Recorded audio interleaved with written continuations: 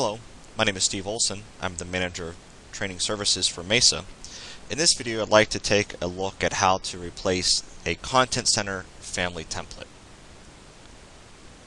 Recently, I was asked by a customer, how can the Content Center be manipulated so that the nuts that they get out of the Content Center are modeled to the opening being to the major diameter, not the minor diameter, because it was throwing off all of their interference calculations, which I think is somewhat of a common complaint or a common issue for customers. So it is possible, but you have to have a custom read-write library, and you have to do a little bit of manipulation and replace the family template with something. So let me kind of show you how that process would work. So I've already got a read-write library set up for this project. So what I'm going to do here is I'm going to go into my Content Center editor and find a nut that I'm going to copy over to my read-write library. And I typically use, let's say for nuts, I typically use the hex bolt or the hex nut inch in this case. So I find that family. I can use a right click, say copy to, and then specify the read-write library that I have set up for this project. So now that's created, and that's part of that library. What I need to do now is I need to get that component out of the Content Center, or at least one of the members. An easy way to do that is just to create a generic assembly that we place one of those components in. So I'm going to place one of those from the Content Center. In this case, the size is really not going to matter. The one thing I do want to do, though, is I want to make sure I specify custom. When I say custom, it's going to allow me to save it as part of my project and not in the library. If I said standard, it's going to go to the library. I'm not going to be able to make any changes to it. So that's why, in this case here, as custom is fairly important. So I'm going to go ahead and say OK. It's going to allow me to save it with my project, so I'm just going to save it generically anywhere in my project.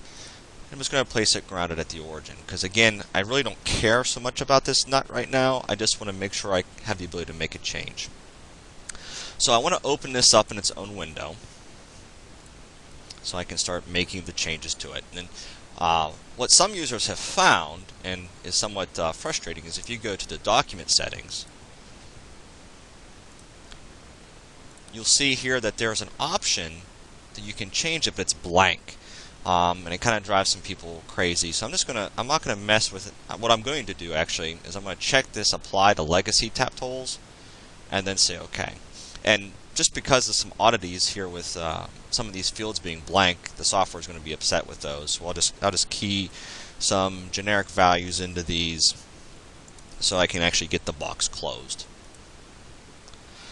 So now what I have found out from trying this and trying to solve the issue is that if I put another hole in here, I'll be able to make a change to that setting. So I'm just going to go here to hole. I'm going to create a threaded hole on this face. I'll just make a small one. I'm going to delete it here in a minute, but I just want to be able to have something that will open up that ability for me to change that setting. So I'm going to go ahead and say OK. So now if I go back to my document settings, you'll see here that I am able to change that setting now. So I'm going to go to major. And it's basically giving me a message that this is not typical, and that's OK. Now I do a refresh. Now you can see that hole has gotten bigger because it's now matching the major diameter. This hole 3 here is not needed. Again, I use that just so I can kind of get the software to wake up and allow me to make some changes there. So I'm going to delete it now. So let me save this. So now that I have this, I've got a nut here that says, okay, I want to use the major diameter. I need to get the rest of the Content Center to kind of follow suit for this family. So what I can do is I can close this file, close this one, and if I go to my Content Center editor,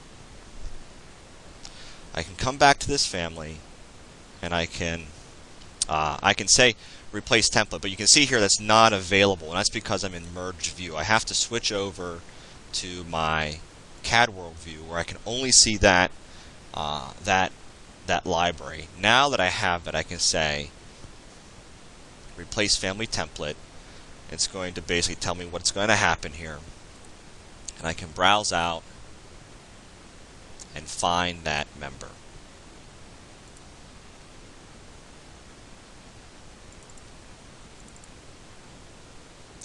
Now, one thing to be careful of here, or be aware of, is the replace family template only works if I have generated this part off that family previously. I can't just model something up and just say, okay, well, this is the new template for that. I have to pull one member off that family or generate one from that to get that to work. So now that I have that, I can say, okay, I can close this. So just to kind of, again, prove the workflow here, if I come back to standard assembly, place from the content center, grab hex bolt inch, grab a different member,